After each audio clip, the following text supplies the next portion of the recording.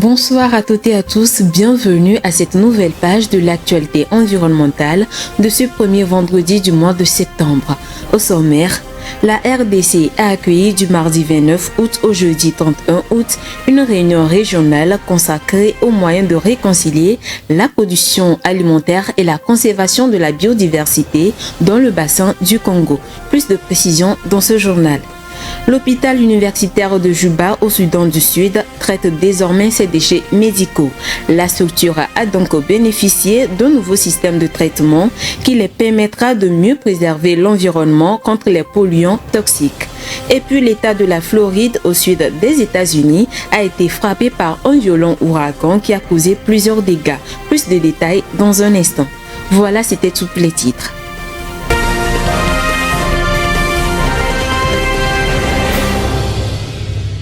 La République démocratique du Congo a accueilli depuis le mardi dernier, dans sa capitale Kinshasa, des responsables politiques et des acteurs de la protection de l'environnement dans un contexte d'urgence climatique pour une durée de 3 jours.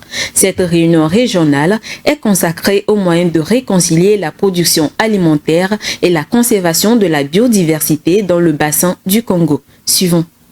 Des responsables politiques et des acteurs de la protection de l'environnement ont ouvert le mardi 29 août dernier à Kinshasa une réunion régionale consacrée aux moyens de conjuguer la production alimentaire et la conservation de la biodiversité dans le bassin du Congo. Cette réunion régionale, prévue pour 3 jours, doit accueillir une centaine de participants d'une dizaine de pays. Les intervenants étaient unanimes. La protection de l'environnement doit mettre l'homme au centre de l'action dans une région où les populations locales puisent l'essentiel de leurs moyens de subsistance de la forêt. L'idéal pour cette rencontre, pour nous, la société civile et notre partenaire AFSA, c'est arriver à mettre en place et à faire comprendre la communauté, les décideurs politiques, les populations autochtones, comment on peut arriver à réconcilier la production alimentaire et la conservation de la biodiversité en face des défis du changement climatique. Je pense qu'il est très important que nous réfléchissions en particulier pour le bassin du Congo à la relation entre la conservation des forêts, le changement climatique et les systèmes alimentaires. En effet, si nous n'abordons pas la question des systèmes alimentaires, nous ne pourrons pas aborder la question de la conservation, car les gens détruiront la forêt à la recherche de nourriture.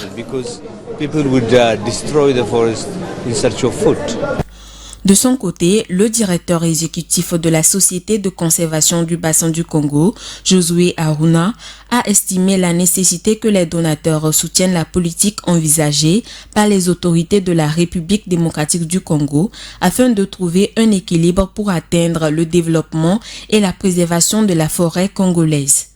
Derrière l'Amazonie, le bassin du Congo est le deuxième massif de forêt tropicale de la planète, connu comme le poumon de l'Afrique, avec 220 millions d'hectares de forêt répartis à travers plusieurs pays, dont la RDC, le Congo-Brazzaville, le Gabon et le Cameroun.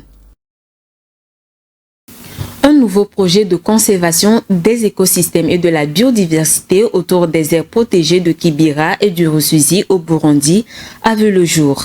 Soutenu par l'Union européenne, la Belgique et le Programme des Nations Unies pour le développement, le projet a pour ambition d'impacter positivement la qualité de vie d'environ 900 000 Burundais vivant dans les zones riveraines des 2 réserves. Alessandra Dekombi.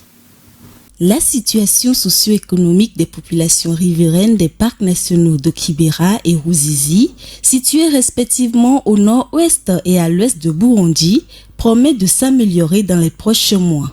C'est grâce à la valorisation des écosystèmes naturels et leurs communautés rurales au Burundi. Le nouveau projet de la protection de la biodiversité vise des objectifs alignés sur les priorités du gouvernement burundais. Le projet sera exécuté dans 11 communes riveraines des 2 parcs dans la province de Bujumbura.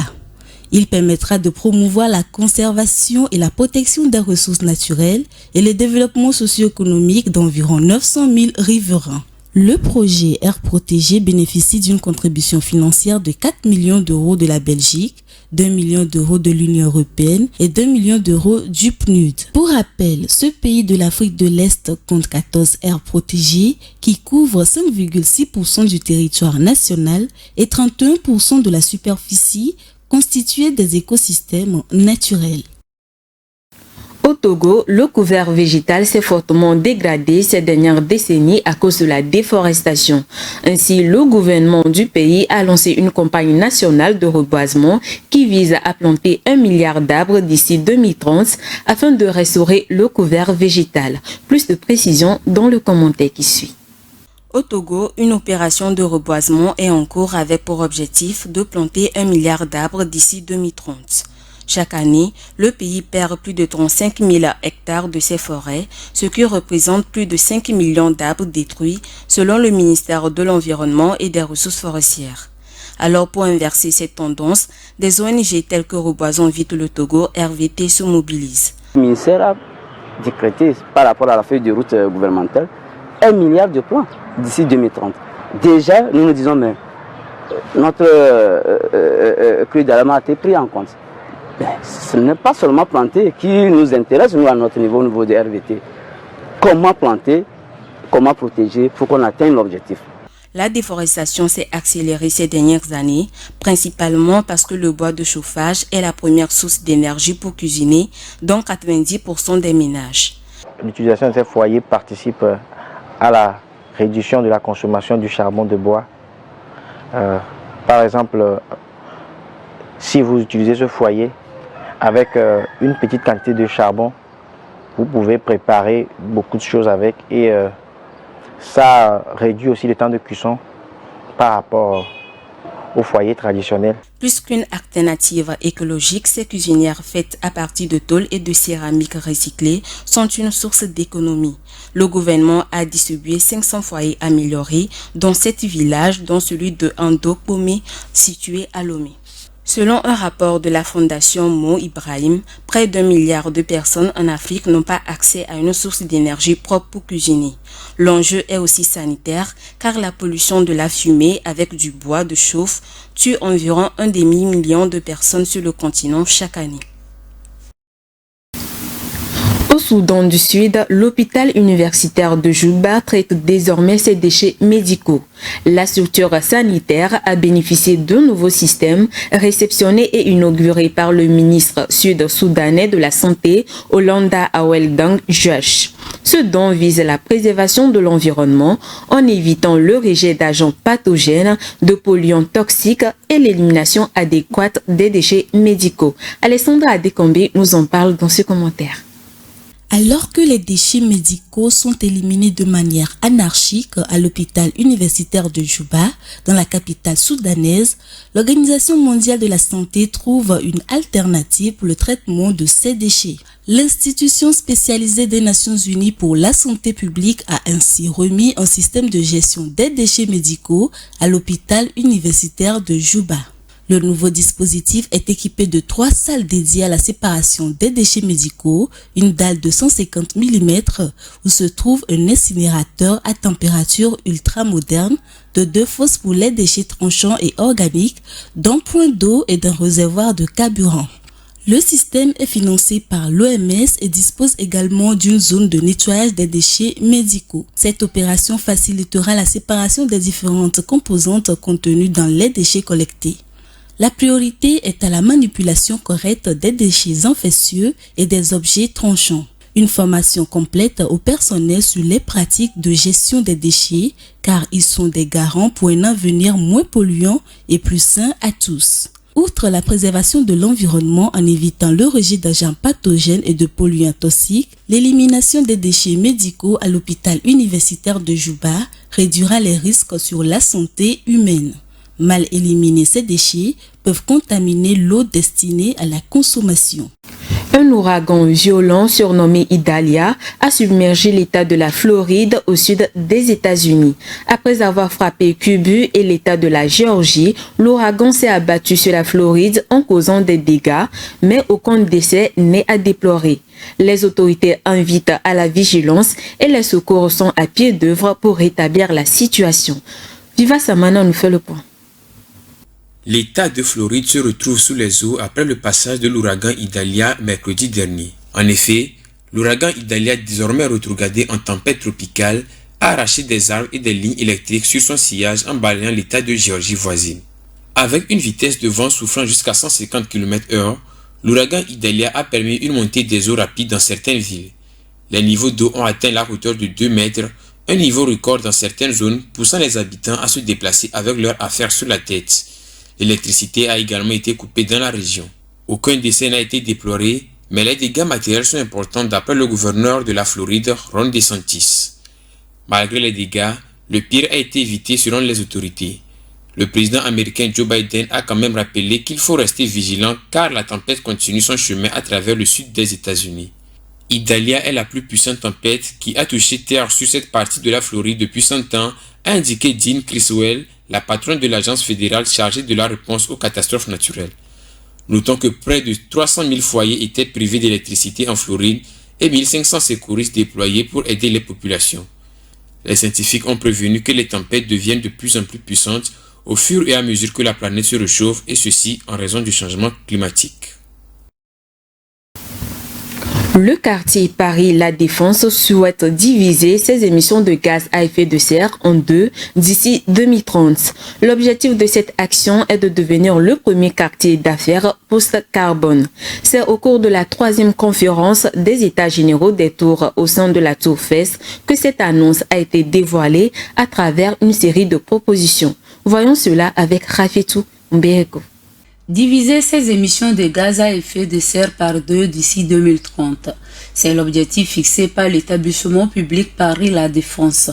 Par ce projet, il entend devenir le premier quartier d'affaires post-carbone au monde. Pour atteindre cet objectif, une série de propositions est dévoilée lors de la 3e conférence des États généraux des tours au sein de la Tour Fest en France. Pour l'occasion, ce sont plus de 350 personnes qui étaient réunies sur place ou à distance pour découvrir le plan d'action de Paris-La Défense. Les États généraux lancés en octobre dernier ont débouché sur la signature par les gestionnaires des tours d'une charte d'engagement mutuel. Il en ressort qu'il faut transformer les usages et décarboner les sources d'énergie dans ce quartier de 560 hectares qui a le même impact sur l'écosystème que sur l'aviation intérieure française. L'établissement public incite aujourd'hui les acteurs privés à venir transformer le quartier et ses tours obsolètes, responsables de la moitié des émissions de gaz à effet de serre de la Défense. Il envisage également ouvrir le quartier public afin d'en faire un véritable lieu de vie et de créer un campus universitaire susceptible d'accueillir 70 000 étudiants. Des études visant à décarboner le réseau de chaleur sont en cours dans la ville. La forêt amazonienne perd de sa beauté en Colombie. Cette situation provoque l'insécurité et la violence dans ce pays de l'Amérique latine. Des organisations de défense et de protection de l'environnement alertent sur la situation et proposent des mesures pour préserver l'environnement et la paix dans cette région qui est l'un des poumons verts de la planète. Plus de précisions dans ce commentaire de Vivas Amana. La déforestation en Amazonie brésilienne a reculé de 3 fois en juillet de l'année dernière selon les données officielles rendues publiques par le gouvernement brésilien. Ce recul est très important vu que le mois de juillet, qui est au cœur de la saison sèche, est habituellement l'un des pires de l'année en ce qui concerne la destruction de la plus grande forêt tropicale au monde. L'Institut national de recherche spatiale révèle d'après les données satellitaires du système des terres que le déboisement est de 500 km². Un chiffre qui est au plus bas niveau depuis 2017, soit une baisse de 66% en 2022. Le président brésilien Lula da Silva avait promis de faire de la préservation de l'Amazonie une priorité et de tout mettre en œuvre pour éradiquer la déforestation illégale d'ici 2030. La ministre de l'Environnement du Brésil, Marina Silva, a déclaré lors d'une conférence de presse que le Brésil est entré dans un cercle vertueux et ceux qui commettent les crimes environnementaux ne sont plus incertains d'être punis. La déforestation a également chuté de 42,5% sur les 7 premiers mois de l'année 2023. Un résultat qui réjouit les organisations de protection de l'environnement, notamment le Fonds mondial pour la nature. Sa représentante au Brésil, Marina Napolitano, indique dans un communiqué que la baisse de la déforestation en Amazonie en juillet est un signe important de reprise de contrôle de la situation. Par contre, la savane tropicale du Cerrado au sud de l'Amazonie, qui regorge d'une biodiversité très riche, connaît un rebond de déboisement.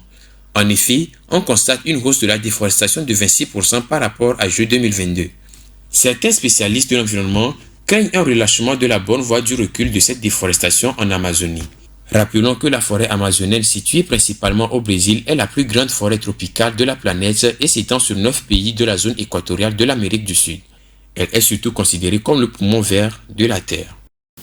La province de la Colombie-Britannique au Canada a connu une multiplication des feux de forêt.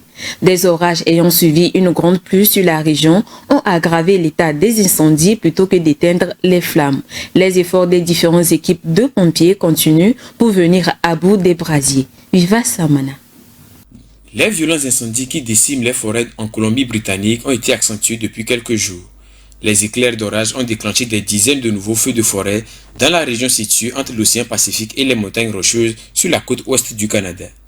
En effet, les pluies orageuses ont apporté des bienfaits mitigés à la lutte contre les flammes dans cette province qui fait face à la pire saison des incendies jamais enregistrée. Les services météorologiques ont annoncé des pluies qui devraient soulager certaines zones aux prises avec d'importants feux de forêt dans la zone du sud et de l'intérieur de la province. Mais contrairement à ce qui était attendu, les éclairs d'orage associés aux tempêtes ont déclenché la plupart des 47 nouveaux incendies enregistrés au cours des 10 derniers jours. La province canadienne de Colombie-Britannique comptait déjà avant les orages près de 400 incendies. Les équipes du service canadien de lutte contre les feux de forêt luttent toujours contre les incendies de forêt destructeurs et espèrent que les conditions météorologiques vont s'améliorer pour éteindre l'ensemble des brasiers. Et c'est ainsi que se referme cette page de l'actualité environnementale.